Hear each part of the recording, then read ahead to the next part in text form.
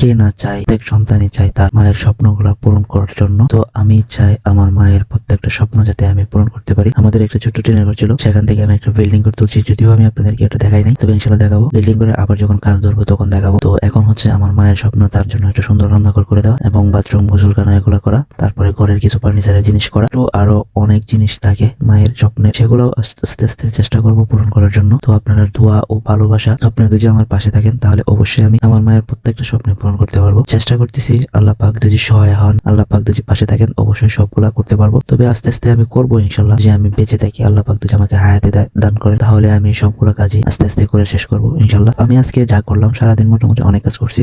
এখানে একটা ছোট ভাঙা রান্নাঘর ছিল, সেটা ঘর ভাঙলে আসলে অনেক কিছু জিনিস বের হয়, ছোটখাটো অনেক জিনিস, গ্রামের মানুষ তো বোঝেন না, অনেক জিনিস গুছিয়ে রাখে, সেগুলো অনেক কিছু হয়। একটা ঘরে অনেক কিছুই থাকে, যখন ঘরটা ভাঙা হয় তখন এগুলা বের হয়ে আসে। তো যাই হোক, আমি এখানে ঘরটা ভাঙলাম, দুইটা আম গাছ ছিল ওইগুলো কাটলাম, পরে এখানে 20-30টার মতো বাঁশ আছে, ওই বাঁশটির মধ্যে 4-5টা বাঁশ কাটলাম। ইনশাল্লাহ আগামীকাল আবার কাজ করবো। তো আগে আমি চাইতেছি যে এই পুরো জায়গাটা পরিষ্কার করার পরে আমি কাজ ধরবো ইনশাল্লাহ। আর আগে যদি পরিষ্কার না হয়, ভিতরে কাজ করা যাবে না, তাই আগে পরিষ্কার করবো, তারপর কাজ করবো ইনশাল্লাহ। সেই পর্যন্ত আপনারা আমার পাশে থাকবেন, আশা করি সবাই ভালো থাকবেন ইনশাল্লাহ। দেখা হবে আগামী ভিডিওতে। আসসালামু আলাইকুম।